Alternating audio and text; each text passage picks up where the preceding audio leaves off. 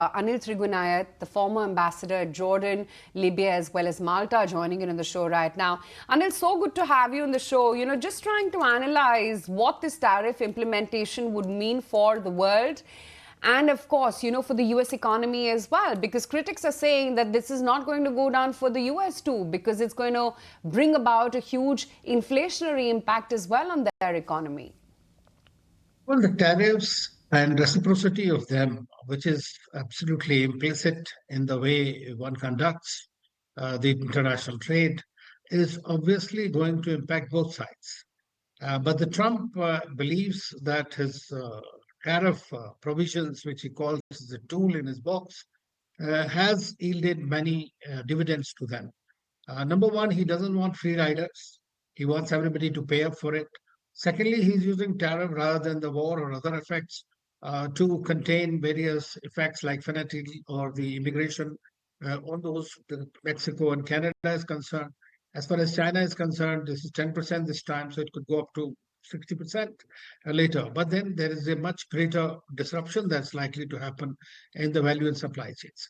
What is Trump's essentially, I think the premise is that he wants to collect the cash on the border before the goods enter into this. So that's why, unless he wishes to consider it as a part of subsidizing the domestic consumption, then only it is going to offset. Otherwise, the people of the United States are also going to suffer, and there is going to be inflation. Of course, inflationary pressures will be there. And we are seeing, in any case, in the last many years, we have seen the Western markets are turning more protectionist. And so, therefore, this is part of the same toolkit, I guess, which is continuing, but this was expected. And I believe that countries like India and some others are well prepared. As far as Mexico and Canada are concerned, you are aware that they started off together, three countries, USA, Mexico, and Canada, through the NAFTA, which was negotiated during President's first term. And then now we are seeing that he has virtually finished the treaty by imposing these kind of tariffs. So there would be really a watershed moment for them. So I think that this is something in which it's a double-edged weapon. And it is not that the one country only can gain out of it. It always happens to be, and the people suffer. I mean, in fact, the biggest problem that's going to be that we are seeing the end of essentially the organizations like WTO or international trading regimes. All right. But Anil, historically, now the tariffs have led to retaliatory actions now with potential countermeasures that could be taken by some of these geographies like Canada, Mexico, and China. Give us a sense that how might this escalate the trade tensions and what kind of retaliatory actions these geographies can take? The trade wars have been quite common. It is not something that is happening only now. Retaliatory tariffs, retaliatory, in the World Trade Organization and other places, this was provided for. If your industry is being injured, then you can put the countervailing duties or anti-dumping duties. That provision was always there. And many countries have done. India has also taken recourse to that from China and from elsewhere. So that also is one of the ways of doing it. But what President Trump has changed is he's trying to create a new custom service, I guess, the border tax service, as he calls it. And that is to get every item that is coming from anywhere in the world, essentially pays up. And he thinks that he's going to get cash rich. And that's what I said. I mean, it's going to be a tariff war with major economies. Like, for example, US and China are the one and two economies in the world. And so obviously they are going to have a direct repercussion over the overall global value supply chains. Possibly, sometimes these things also lead to more American companies returning back into USA and producing, the goods there in order to avoid any tariff wars or tariff impact, and also create employment. So that's also one of his objectives of the MAGA and the America First again. So, but um, they do hurt the consumers. They hurt the exporting countries. It causes a bigger problem for them because we have seen now, even Europe is not that easy to export to Europe. There is a very difficult regime that prevails there. Now, so every country is facing the music today, and USA happens to be the largest economy in the world. So it has a possibility of dictating the terms to that extent because they think that their market is so big and everybody is exporting to them, and therefore they want to leverage it. We also have Mr. Jayan Das Gupta, who is a former ambassador and representative of India at the WTO, joining us on the show. Thank you so much, Mr. Das Gupta, for being part of the show. I just wanted to understand your views coming in, given the fact that, yes, now the tariff is here, the fact that you had Trump talk about it for almost a month or so, and now finally you have it. On Mexico, Canada, about 25%. On China, additional 20% instead of 10% is what the White House has now informed. What's your take coming in, and what does this actually mean for entire global scenario and the trade wars? There are two things which come to mind immediately. One is that this is part of the first moves of President Trump. I don't think he is going to maintain these tariffs for the entire duration of 4 years. This is to negotiate a better USMCA, the US-Mexico-Canada agreement, which substituted for the NAFTA during President Trump's first term.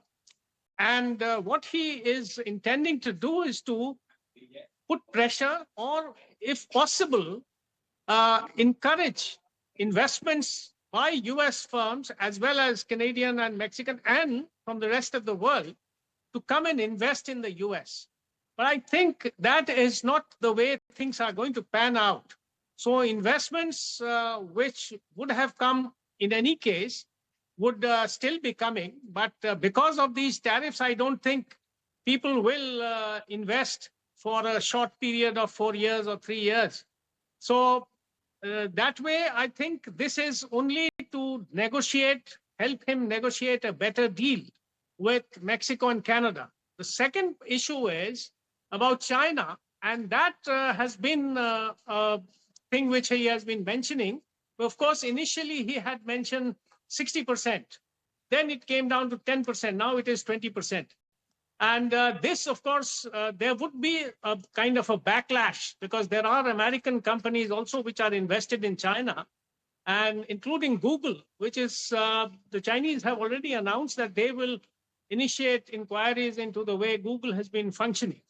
So I think there will be some kind of a negotiation, and the Chinese are very willing to enter into a negotiation to end this kind of a conflict. And very importantly, the Chinese leadership has said a tariff war doesn't help either of the sides.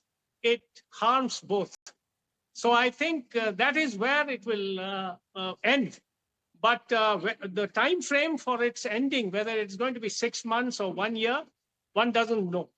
And the last point I wanted to mention in this context is that there will be a huge impact on global trade because the US is the largest importer.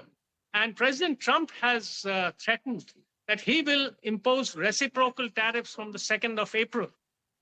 And that is, I don't know whether that will indeed be carried out or whether it is, there will be some more play for time.